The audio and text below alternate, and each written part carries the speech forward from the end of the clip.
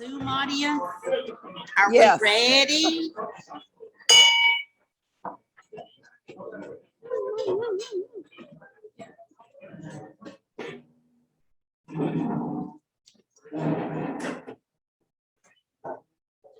Good afternoon and welcome back. I missed you last week, but so glad to see you today. And thank you for attending the official meeting of the Murfreesboro Rotary Club for May 10th already. So I am going to call forward for prayer, pledge, and four-way test, Rotarian William Dix. Yeah, thanks to Chanto for reminding me. But anyways, for the prayer, here we go. Being in Rotary allows us to serve others. We ask that you help us remember always the four-way test as we work today and every day. Help us to serve humbly and willingly as we focus on the needs of our community. Thank you for our gifts and help us to use them wisely. Amen. Now the pledge. I pledge allegiance to the flag of the United States of America and to the republic for which it stands, one nation, under God, indivisible, with liberty and justice for all. And then the four-way test of the things we think, say, or do. First, is it the truth? Second, is it fair to all concerned? Third, will it build goodwill and partnerships? And fourth, will it be beneficial to all concerned? All right, thank you, Rotarian William Dix. We're happy that you were able to respond to his email. All right. We are now ready for the family of Rotary in Nancy Smith's absence. We have birthdays for the month of May. I hope that you have already received your birthday cards. Those May birthdays, could you please stand? Those of you with May, no, that's March. Do you have, look for 5-9. Do you have March? James Price is one of them. Kent Seiler is another of them. Okay. Look for May 9th. And you will have John Mitchell. John, you're like the 21st, aren't you? Wow. And James, you're the 19th? Uh-huh. Any more birthdays here present? Okay. We're going to ask Amelia to come forward and lead us in the celebration of our May birthdays. Well, no, it should have, we'll talk, okay? I'm not sure I know the words to this, Dr. Bonner. I don't know if I remember the words. We're going to ask our birthday members to stand so we can celebrate you appropriately. Okay? All right. I'm not a May birthday person. Do I sing to them or do I not sing to them? Everybody sings. Uh-huh. All right. Happy birthday to you. Happy birthday to you. Happy birthday, Rotarians. Happy birthday to you.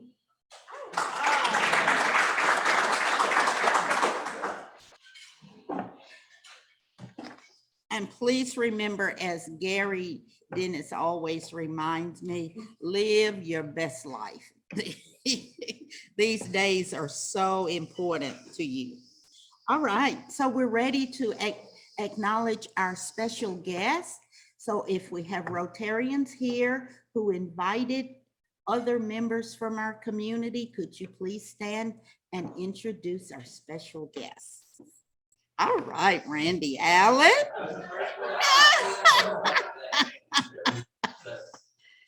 So I'm continuing my streak of bringing a superstar with me every week. And so my friend here, good friend Ronnie Martin, who is a city councilman, and his actual day job is at Temple. So very happy. Glad to have you, Ronnie. We still continue to work on getting you to return back to our club. We miss you and value all of your service to our community. Okay. So I need to ask Mr. Andrew Peck to stand because you just did such an outstanding favor on behalf of our club, Andrew. We hosted the district golf tournament for another district, and you donated all of those golf tees to that event. And I just want you to know how very much it was appreciated. We compiled swag bags for the members of that district, and that helped significantly. So thank you. All right, let's give him a hand. That's what we do to demonstrate the spirit of Rotary. Now, those of us that attended the special Rotary meeting with our Japan group. Oh, we've got another visitor. We have two. Frank. This is Kendall Gray. This is Ricky. They're bringing a piece of Hollywood right here to Murfreesboro. Back Friday night. Thank you now. Friday night, May 13th, we showing a movie that we shot here in Murfreesboro. We got one dream, so we have We're Six and also at Swing Out. So, movies. Check it out. You'll recognize a lot of the faces, not me. I won't be here, John, not me. You'll recognize several familiar Rutherford County faces in their booth. All Can I right. add something to that? I have heard that if enough people could to see the movie during that 1 week span of time, that Malco theaters will then distribute it in other theaters. And so it'd be really great to have a hometown movie get shown all over. So. Yes, thank you. All right. Thank you so much. And this is your second visit with us. We'd love to have you consider joining our club. You bring star power, and we greatly appreciate that. Now, let me I would love to share a thank you note from our visit with the Japan Rotary Club that Saturday morning at 5:00 a.m. And we were just so excited. Brett provided the studio for us and it was so fun. Lisa, did you not have fun doing that? Frank just loaded us up on donuts. So we were on the ceiling by the time the meeting was over, but it was very productive. And Yosuke prepared a thank you letter, and I got permission from him to share it with the club. And it starts with, "Good morning. I hope you are doing well. I really thank you for participating in the Zoom meeting with Rotarians in Japan from so early in the morning, 4:30 a.m., 5:00 a.m. I appreciate everyone for everything, for your wonderful presentation, advice, comments, questions and answers at a very nice studio. I realize Rotary is truly an international organization to service above all. I'm really glad to be a Rotary member in the United States and Japan. After the meeting, I have received emails from our coordinator, District 2590, that they were very nervous, but they got a lot of inspiration from us. Frank, not only Frank, but John Calfee, they got inspiration from us. They are so thankful to you. Some of them are very interested in our club, and they might make a tour group and really come to us in the near future. Please let me express my sincere gratitude again. I'm looking forward to seeing you all in our club meetings. Thank you and best regards, Yosuke Nosaka. Please stand and let us know. Thank you. Thank you for the opportunity, and we are grateful and look forward to another opportunity again that they can share their club projects. Now, Professor Pete, they sent us some information, some data about their Rotaract Club, and I will pass it on to you to share with our board meeting, because Lisa wanted to know, ask them a question on about the impact of Rotaract in Japan with that district. So we'll review the data and share it with our club in the future. So thank each of you for your support for that experience. All right, thank you. Thank you very much. Yes, yes. Now, I have been somewhat delayed in mentioning the money carafes, the gift bags. As you know, we are struggling with supporting in the need to support our veterans. So John Calfee's wife has always championed for the needs of military families. There is a baby shower sponsored on Friday, May 13th from 11 a.m. to 1 p.m. at the Alvin York VA Medical Center. And I would like to dedicate our gift carafes to that cause today so that we can have John Calfee as our foundation treasurer to purchase gift cards on behalf of the mothers who are in need of supporting their babies with lots of baby supplies. I had a baby 42 years ago. I went to the Target store in the baby section. I did not recognize anything in there. They even have designer diapers. So it's that whole enterprise has advanced so much. And I just appreciate John, your wife, for being the one to pick up the baton on behalf of those in need of baby supplies. So please give as generously as you possibly can, and we'll have John to go shopping and purchase the gift cards so that that can be a part of our gift to the community of veteran families. All right? Did we do good? Okay, thank you so much. Now, do we have a sports report today? Any sports report today that anybody would like to discuss? Oh, all right, I think we do. Come on up front. I've got an announcement to make, and I'm kind of excited. Has anybody ever watched the National Signing Day for the athletes that are highly recruited, that are going to be going to colleges? Well, I talked to Diane and Chris, and it seems like I've got some eligibility left, and I'm gonna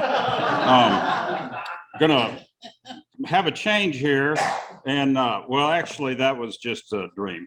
I have switched over to work for the American Red Cross. A lot of y'all know I've worked for 7 years for the Salvation Army.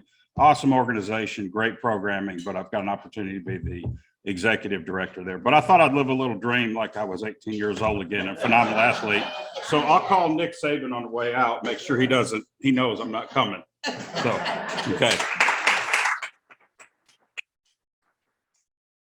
Congratulations, John, and thank you for such an outstanding Heroes Breakfast in honor of our fellow Rotarian Bart Walker this morning on the MTSU campus. And he's so deserving, and we greatly appreciate that opportunity to fellowship and celebrate with him. Okay, so thank you. I appreciate it. Now, in 1972, I started teaching in Murfreesboro City Schools. And Baxter Hopgood was the superintendent. Bob Crowder was the principal at Mitchell Nelson Elementary. Great community, great school, hardly any teacher turnover. We just loved working in that community. Now, they have made a pitch for Rotarians to join them in a special event this month. And Amelia is going to share that opportunity with you. Keep in mind, as we work with young kids, we work with them in the way, and I always in training teachers said, you teach every kid like they're going to be the president of the United States. So I had the pleasure of working with fifth graders like Greg Tidwell, Alan Farley, and I could just go on and on and on. Great citizens 50 years later. So keep that in mind as she makes this appeal to you to support the program at Mitchell Nelson Elementary.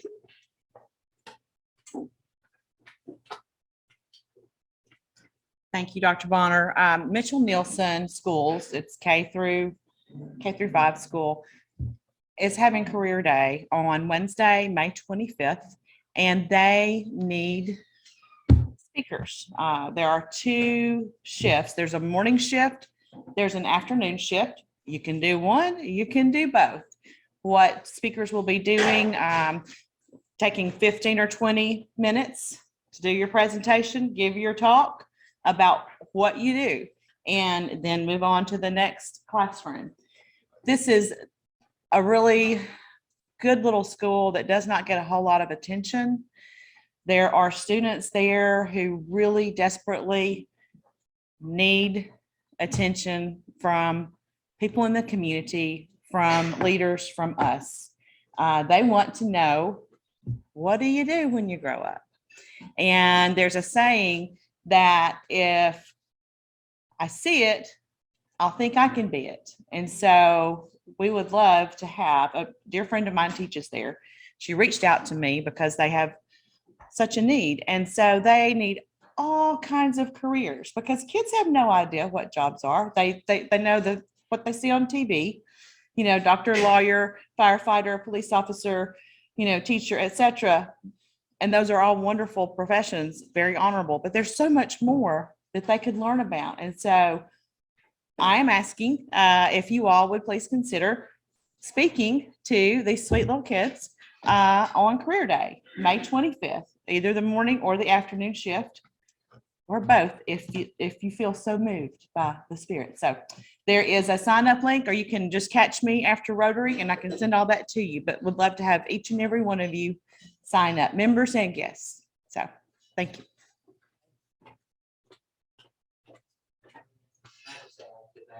As soon as I got the email, I signed up for it. Thank you. I have done it in the past, and it's more rewarding to you than it is to those kids. I can just do that. So if you just think you got a minute or so to spare for them, it's very meaningful. Yes, and even if you cannot do a whole morning shift, if you can do an hour, we'll take it. That would be wonderful. So thanks. Thank you so much. I think I signed up for the 9 o'clock. Is there a 9 o'clock group? I think I signed up for that because on May 25th in a public school that late, that close to school being out, I don't want to be around them on that afternoon. Too much energy. They're a fun group of kids, so please help us out there. All right, we're ready for our speaker. And Miss Amelia is going to introduce our speaker for today. We're excited to have him and looking forward to learning from him about some key information. All right, this is Amelia Overload Day. All right, I'm really excited about our speaker today. After graduating from the University of Tennessee in Knoxville, Chris O'Neill spent several years at MetLife and at Bankers Trust in Nashville, where his responsibilities included administering retiree benefit and pension plans for Fortune 100 clients with investment portfolios valued up to $3 billion. While pursuing his MBA at Sullivan University in Lexington, Kentucky, he worked as a benefits consultant at Unified Trust. As a trust officer at Community Trust and Investment Company, he managed retirement plan administration for smaller businesses as well. After receiving his MBA, Chris gained experience in the retirement plan service field as Vice President for Retirement Benefit Solutions, LLC, in Woodbridge, Virginia, and as Director of Operations for Mid-South Consulting Group, LLC, in Brentwood. In addition, Chris has a QKA designation, and I'll let him explain to you what that is, from the American Society of Pension Professionals and Actuaries. Chris also enjoys painting, nice, and coaching soccer in his spare time. Please welcome Chris O'Neill.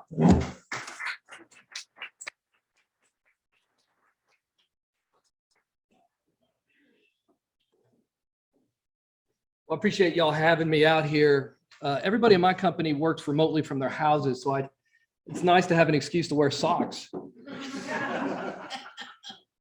So I thought I'd put together something kind of short, go over some statistics that are going out there right now in the 401k space, things that are coming up possibly in the next couple of months, and maybe some things coming down the road here pretty shortly, some pending legislation. I'll be up in DC next week. So I'll be talking to some folks up there about some things. So when you think about retirement, I know there's a lot to think about. What you envision for your retirement. I mean, it happens to everybody, hopefully. When you see the ads on television for the different investment companies, they always seem to paint a picture that we're going to retire and own a vineyard in the south of France. It's always something really over the top from what's realistic. But you know, golf certainly would be on my list.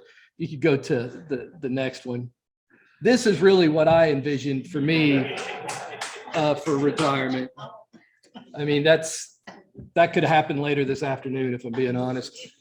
If you'll go to the next one, this is certainly what my wife thinks of for retirement. So I've got to work a little harder to get to that point, I think. But right now in the United States, we're definitely in a shifting landscape for retirement. This is a joke for any accountants out there at EBITDA C.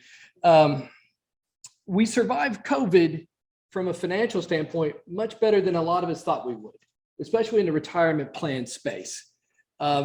Surprisingly, during the epidemic, go to the next one, we did pretty well financially. So the average employee deferral rates, the amount that people take out of their own checks, have bumped up to 8.5%. This is all as of 2021. Account balances went up an average from 113.9 in 2020 to 123.5 in 21. So people did well in the markets. Even better, the percentage of people who took loans from their 401ks, which is something you can do. It's a terrible idea, but you can do it. Dropped from 20% to 18.8. So less people were taking loans from their 401ks. And here's the thing to remember the most. So 401k plans hold, and this has gone up a little bit, but in the last week, maybe not. $7.3 trillion in assets are in 401k plans. 600,000 plans out there, 60 million people, active participants. Now, the reason that you need to hold this in place in your mind is a couple of things in this last sentence. One, $7.3 trillion is a very tempting thing for Uncle Sam to want to get his hands on.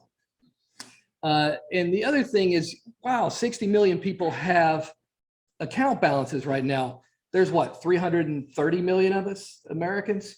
So by percentage, we're not investing, and there's not enough of us saving like we probably should be. So because of that, there's some pending legislation out there that can change this dramatically. So we've gone over the good news. Well, here's some of the bad news, right? So 66% of Americans agree strongly. We don't agree much on anything, but we do strongly worry about the impact of inflation. 71% are worried about their personal finances.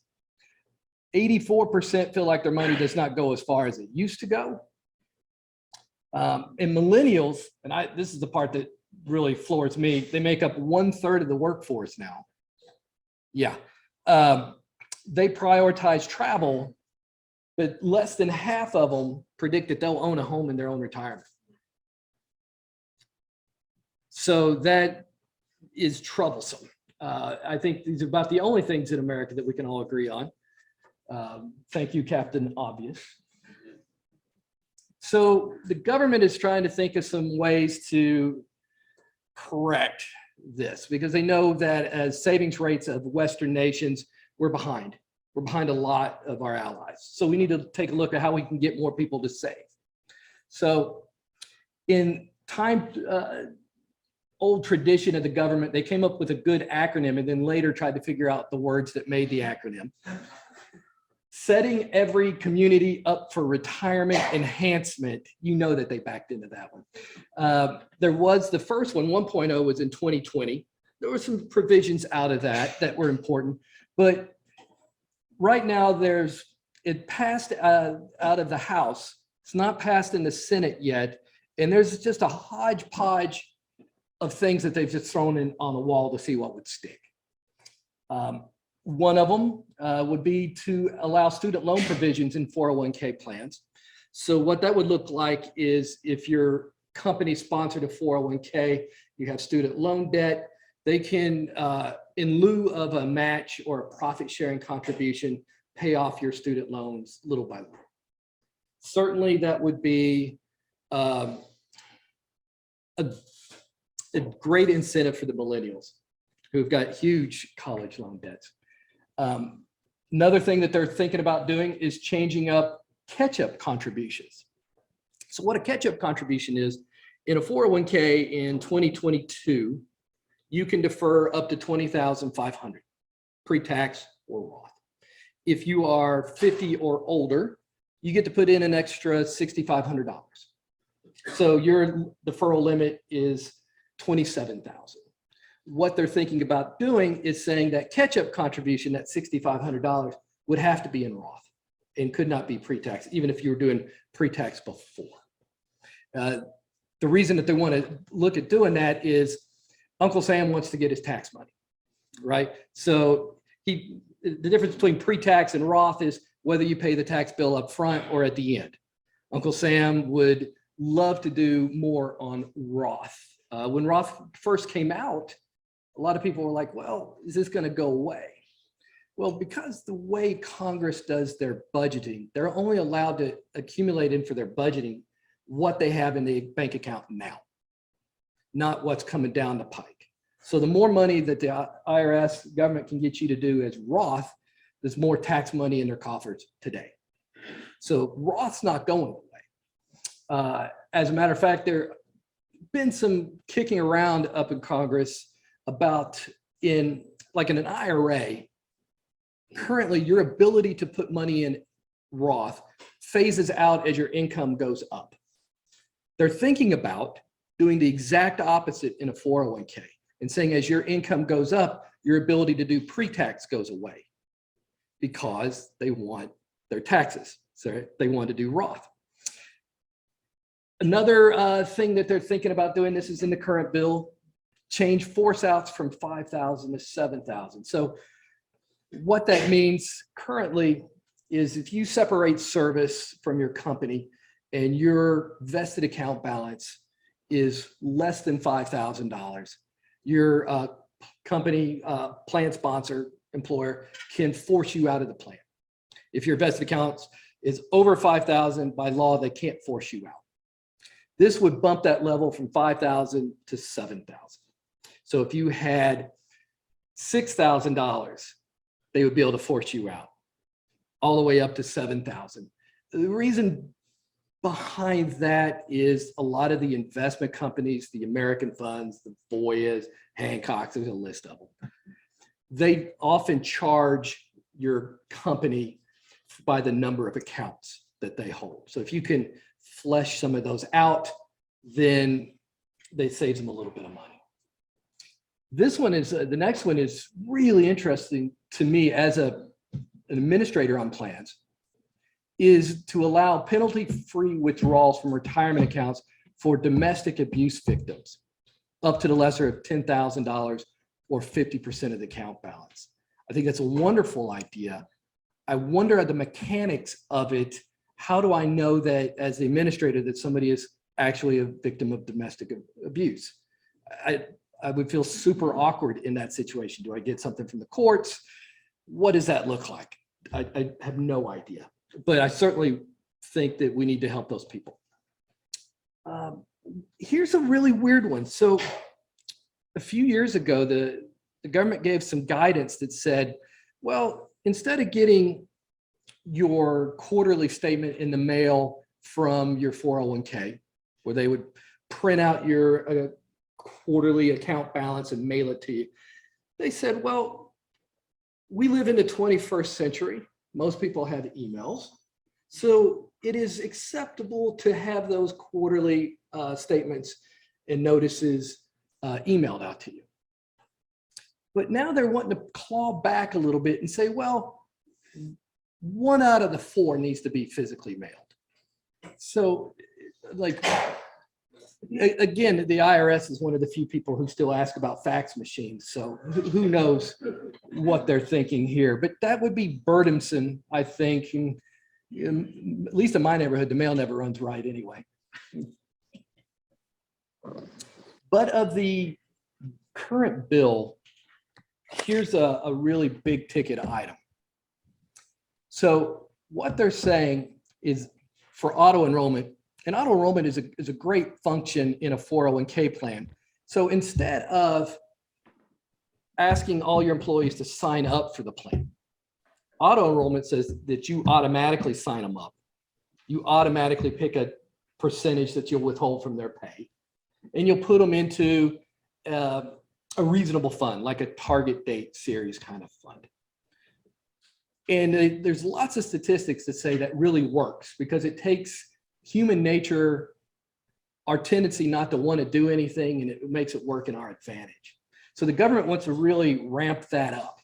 So this would be for all 401ks, 403bs, which are kissing cousin kind of plans, but 403bs are a lot in education, charities, not simple plans for some reason, but they would require that the default rate be 3% and set up to auto increase 1% each year. So it's like what is that old phrase about putting a frog in water and starting to boil it, right? Before they know it, they're cooked. So they would go 3%, 4%, 5%, 6% each year, not to exceed 15. You can set the default higher. You set it at 7% and move forward.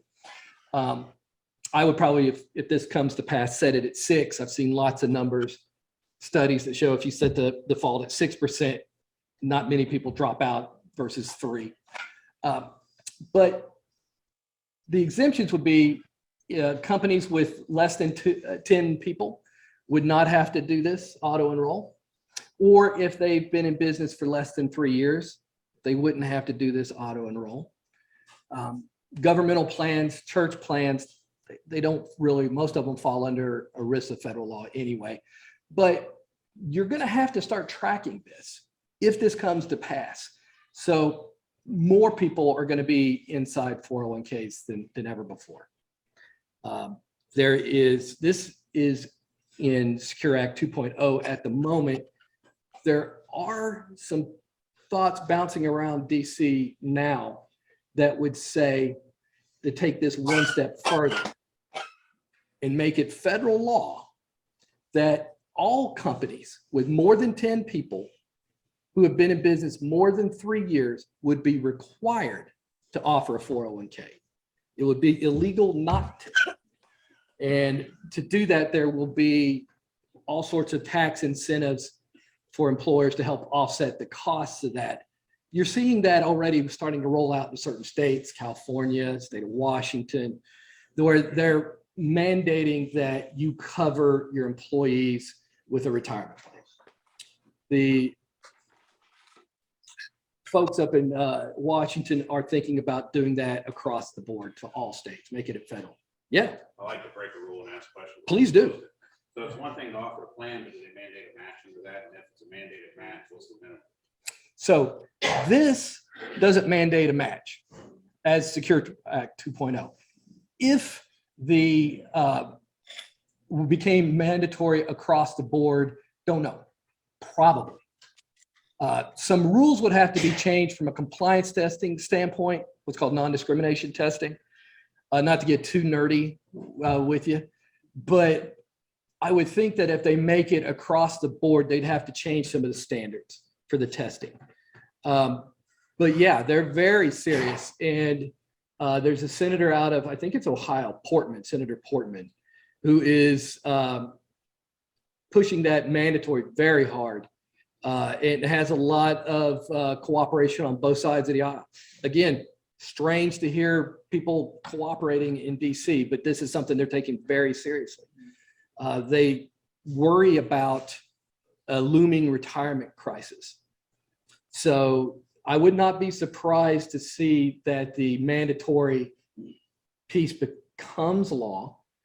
Don't know yet what the requirements would be from a match, or very possible though. Yes, sir. Yeah, please.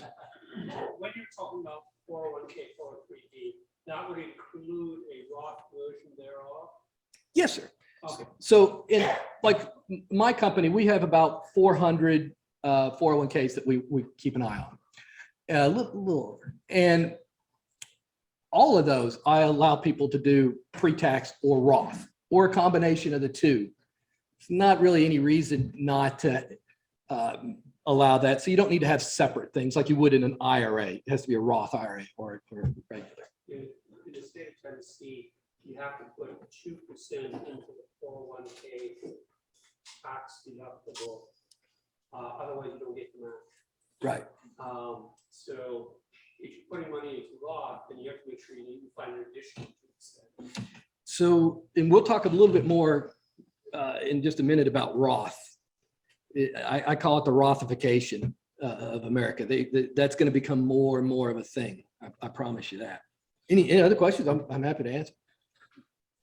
Okay, let's go to the next one. So auto enrollment is a big item in here. This one, oh yeah, change to the required minimum distributions. That's the next one. RMDs. This is currently in the House bill.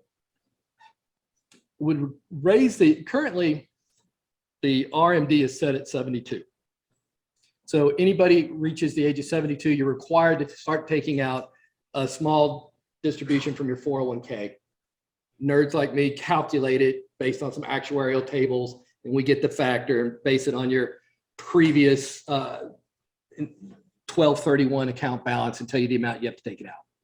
So this would start ramping it up from age 72, 73, to 74, to 75. I think the odds of this happening are incredibly low. And you got to think about the revenue offsets to this. Anybody who looks at the national debt, there's a website that tracks the national debt. It's, if you ever want to be nauseous, that's the one to look at. By continuing to delay the amount of the time before they can start taking distributions is a loss of revenue for the government. They're not going to do that. They might, but I wouldn't bet a lot of money on it. But they're trying to push this through. I don't think this will show up in the Senate side, but I could be wrong. But it's continuing to all the way up to 2033. That gives them plenty of time to wiggle out of it if they decided to do that. But they're definitely talking about that, and it certainly would impact a lot of folks. So here's another interesting thing. This will probably happen in some form or another. So under current law, we talked about when you're age 50 or above, it's a year in which you turn 50. You get that extra catch-up contribution, that extra $6,500. It's been $6,500 for a couple of years. They'll probably index it up a little bit. So you could get in up to 27,000. Well, the House version would say you get $6,500 catch up until you reach the age of 62, and then you can put up to 10,000. Senate version bumps that limit to age 60 at 10,000. So they've agreed, I think, on a number, 10,000. What they're now haggling on is when that catch up would be available. And remember, they like the idea of increasing the ability to do catch up contributions because they're most likely going to make that Roth, so they can start getting their tax money on you sooner. But this one I would bet on. The RMD, I'm not so sure. I just want to see if you're paying attention. Number of clowns in a room. Yeah.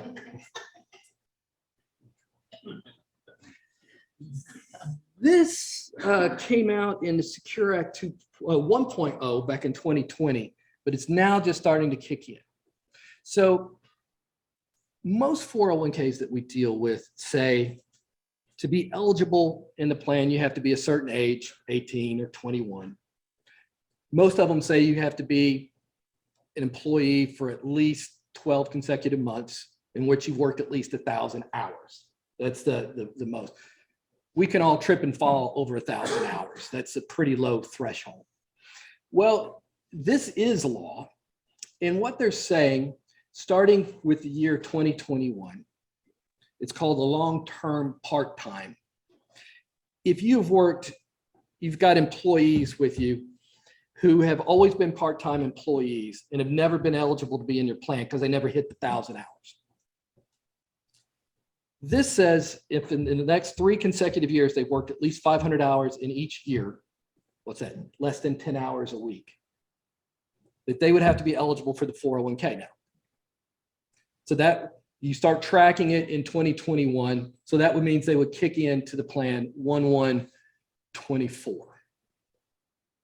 So it becomes another layer that plan sponsors, employers need to keep track of, especially with their payroll vendors, that make sure that we track each year for the part-time people. Previously, a lot of employers say they work less than 1,000, we don't care. And they didn't track the hours. Now you do have to put them in. So if you have a Paychex or an ADP or a Paylocity or a Paycor, there's so many of them. They need to be tracking the part-timers and their hours starting for 2021, 22, 23 to see if they come in 1/1/24. Yeah. Does that not apply to contract workers? Contract are not considered employees. They're contractors, 1099s. It's a great way to get out of that. Secure Act 2.0 would shorten that from a 3-year tracking to 2 years. So the upside on that is once that part-timer becomes eligible, you put them into the plan. You're not required to match those part-timers. You're not required to give them a profit sharing contribution to the part-timers. It does lead to some awkward conversations to those part-timers. Hey, we let you into the plan, but we're not going to like incentivize you like we're doing this group over here. And with the change of the labor market in the last year or two, that could be a tough conversation. And add this to we're going to start requiring you to auto enroll these people. So Johnny's been working 600 hours a year for the last couple of years. And now you're going to say, oh, Johnny, we're withholding 3% of your pay because you're automatically And Johnny's not making that much in the first place, or he wouldn't be working 600 hours. So definitely check with your payroll providers that make sure, for those of y'all who have 401k plans or 403bs, that they're tracking that. And that your administrator is aware that the fines on that could get ugly. If you omit them, you're going to have to retroactively put them back in and then pay them money as if they had deferred. So you're going to have to be covering these fake deferrals. Any questions on this? This really is a big one. You better be careful. So I wanted to talk a little bit about trends that are coming. So when I started in this business 100 years ago, I remember when online anything was kind of new and shiny. Then online distributions was new and shiny. Online loans, submitting contributions used to be really burdensome to small businesses to upload that.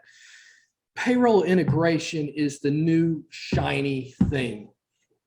And it's a great thing for those who have the capabilities to do it, where your payroll provider, say it's Paylocity, I'm just picking one at random. They will upload your contributions for you to the investment company. Not for free, but they'll certainly do it. And that's called 180. So they'll send files up to the investment, the American funds. And with that file, maybe it's got hours on it. Hopefully it does. It's got some indicative data. It goes up to American funds. 360 is even better. So say Johnny, I keep picking on people named Johnny today. Johnny logs on to American funds and he changes his deferral percentage from 5% to 6%. Then American funds would send a file back to the payroll company notifying them that Johnny has changed his mind on something and to update their systems. Payroll integration is a great thing for the business because it takes one thing off of their shoulders, uploading these contribution files and making sure that they're done timely, that you don't forget to do one. Or also making sure that Johnny didn't get somebody else's contribution, or Lord forbid, if you have a junior and a senior who work at the same company, they're always getting tangled up. So it's great for them. It's great for the investment company because they're getting files timely, more accurately. It's great for people like me that can log in and grab payroll data. So we're sharing it. And especially for the millennials who are now starting to come into play in leadership positions at their companies, they just think they live in a world of data. It just seems native to them that everybody should be sharing. Problems with this is there's not a universal payroll file format. Each payroll provider has their own format to send it. And a lot of times I think that it's done on purpose because some of the payroll providers also want to hold the assets, want to hold your 401k. Why would they want to play nice with outside companies? But payroll integration, 180, 360, I think it's going to become more and more and more of a thing until it's ubiquitous. It's not quite there yet because you got to think not only do you have the big payroll providers, you've got thousands of small ones all around in each little hometown. So they've got to try to get all of those lined up. Re-enrollments is a new trend you're starting to see more and more of, where if you have an existing 401k, you want to kind of do a refresh. You tell all of your employees they have to re-enroll into the plan, hoping that they pick a higher deferral percentage, maybe change their investments around. And those people who had not participated before are going to get auto-enrolled into the plan. Perfectly legal, but it's a good way to kind of gin up participation levels. Rebalancing, with a lot of the investment companies, they'll already set it up where you could do it automatically for you on a quarterly basis. They'll take your funds and they'll compare it to what percentages you wanted to invest in and sell and buy accordingly to line them back up. especially in volatile markets like this, might be a good thing to think about.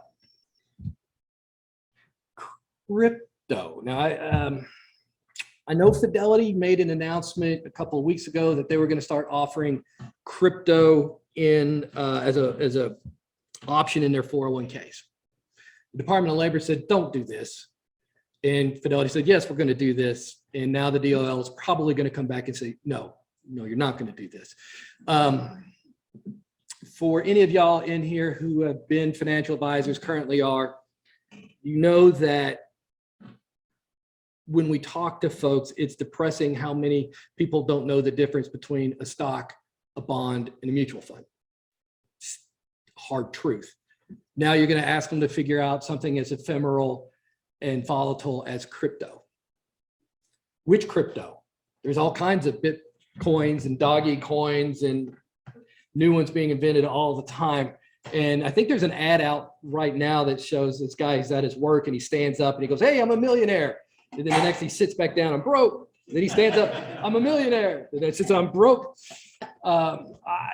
I hope they don't allow crypto in a 401k. I think that's a level of complexity that shouldn't be there. QLACs, qualified longevity annuity contracts, are coming out where inside a 401k you can buy an annuity, and down the road it'll kick in. I don't know if that's a bad thing or not, but again, I keep coming back to Rothification. They're going to make this much more prevalent than 401ks. Any questions? Kind of true. Anybody? Well, I appreciate your time. Oh, wow. Let's give him a hand.